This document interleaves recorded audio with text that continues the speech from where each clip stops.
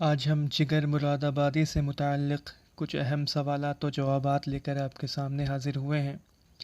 تو چلیے شروع کرتے ہیں۔ پہلا سوال ہے کہ جگر مراد آبادی کا پورا نام کیا ہے؟ تو جگر مراد آبادی کا پورا نام علی سکندر جگر مراد آبادی ہے۔ دوسرا سوال ہے کہ جگر کے والد کا کیا نام تھا؟ تو علی سکندر جگر مراد آبادی کا نام تھا۔ جگر کے والد کا نام علی نظر تھا۔ جگر کے والد کا نام علی نظر اور ان کے چچا کا نام علی ظفر تھا۔ جگر کب اور کہاں پیدا ہوئے؟ تو جگر 1890 میں مراد آباد میں پیدا ہوئے ہیں۔ جگر کی وفات کب اور کہاں ہوئی؟ جگر کی وفات 1960 میں گونڈہ میں ہوئی۔ جگر کے کتنے شعری مجموعے ہیں؟ تو جگر کے 3 شعری مجموعے ہیں: داغ جگر، شعلہ طور اور آتش گل۔ 3 شعری مجموعے ہیں: داغ جگر، شعلہ طور، آتش گل۔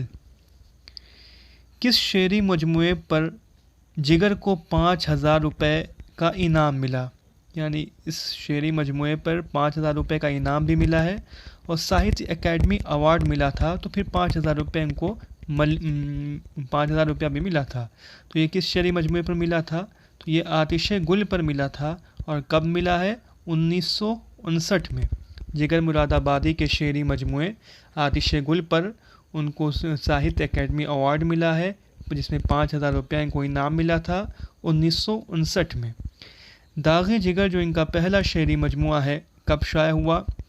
تو داغ جگر 1922 میں شائع ہوا ہے۔ اسی طرح سے جو ان کا شعری مجموعہ ہے شعلہ طور، وہ 1932 میں شائع ہوا ہے، اور آتش گل جس پر ان کو 1959 میں ساہتیہ اکیڈمی ایوارڈ ملا تھا، یہ 1958 میں شائع ہوا ہے۔ تو 1922، 1932 اور 1958 داغ جگر، شعلہ طور اور آتش گل۔ جگر کے دیوان کلیات جگر میں دیباچہ کس نے لکھا تھا؟ تو جگر کے دیوان کلیات جگر میں دیباچہ آل احمد سرور نے لکھا تھا۔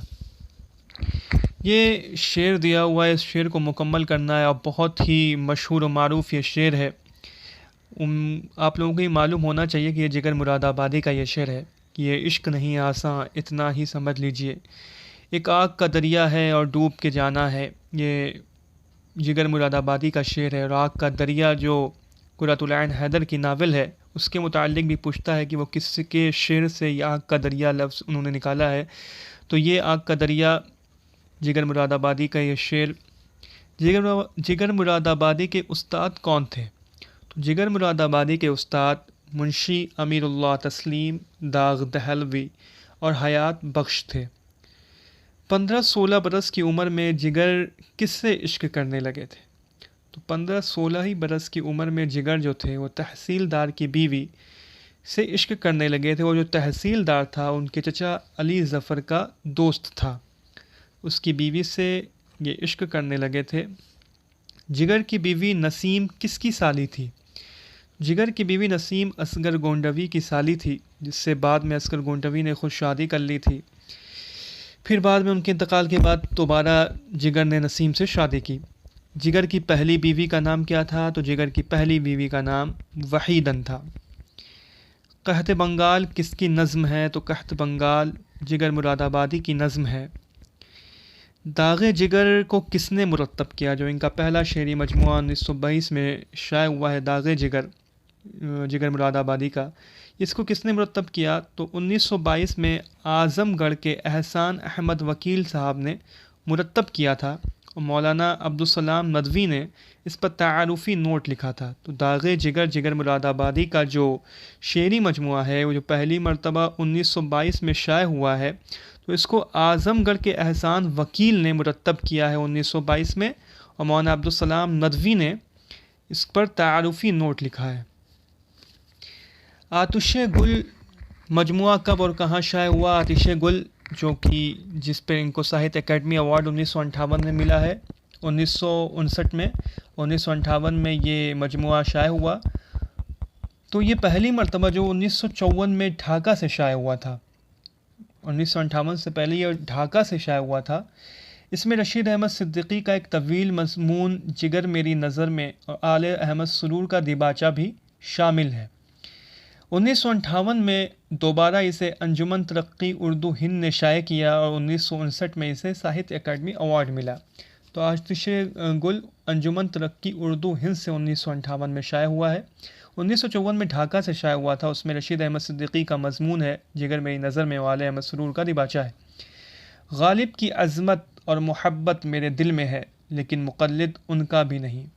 یہ جگر مراد آبادی کا قول ہے کہ غالب کی عظمت اور محبت میرے دل میں ہے لیکن مقلد ان کا بھی نہیں ہے۔ جگر مراد آبادی کے بارے میں یہ مشہور تھا کہ وہ کسی کی مقلد نہیں تھے، کسی کی تقلید نہیں کرتے تھے۔ جگر کی موت کی افواہ کب کب پھیلی؟ جگر کی موت کی افواہ 2 مرتبہ پھیل چکی تھی۔ ایک مرتبہ 1938 میں، 1958 میں۔ 1960 میں اس دنیا فانی کو وہ الوداع کہہ گئے۔ تو 1938 میں انتقال کا ان کی افواہ اٹھی تو 20 سال تک زندہ رہے۔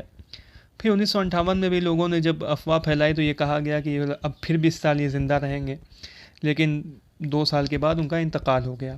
تو 2 مرتبہ ان کی افواہ پھیلی ہے، 1938 1958۔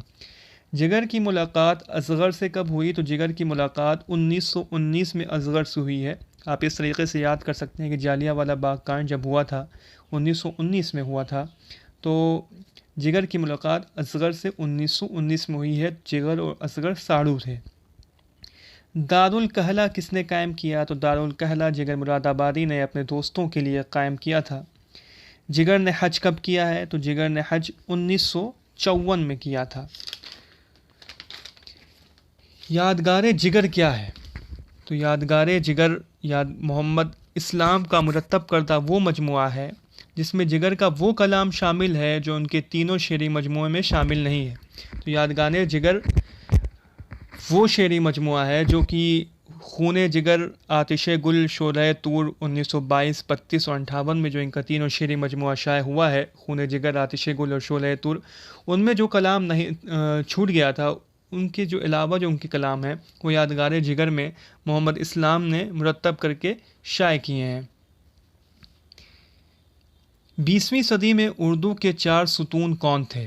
تو 20ویں صدی میں جو اردو کے 4 ستون ہیں وہ فانی بدایونی، شوکت علی خان فانی بدایونی، سید فضل الحسن حسرت موہانی، اصغر حسین اصغر گونڈوی اور علی سکندر جگر مراد آبادی، یہ چاروں لوگ اردو کے 4 ستون 20ویں صدی میں تسلیم کیے جاتے ہیں۔ اب یہ شعر دیا ہوا ہے جگر مراد آبادی کا، اس کو مکمل کرنا ہے۔ دل کو سکون روح کو آرام آ گیا، دل کو سکون روح کو آرام آ گیا، موت آ گئی کہ دوست کا پیغام آ گیا۔ تو یہ جگر مراد آبادی سے متعلق کچھ اہم سوالات و جوابات میں نے آپ کے سامنے رکھے۔ امید ہے کہ آپ کے لیے فائدہ مند ثابت ہوئے ہوں گے۔ آپ اس ویڈیو کو لائک کریں اور چینل کو سبسکرائب کریں۔ جلدی ہم جو باقی شعراء بچے ہیں ان سے متعلق بھی ویڈیو اپلوڈ کریں گے۔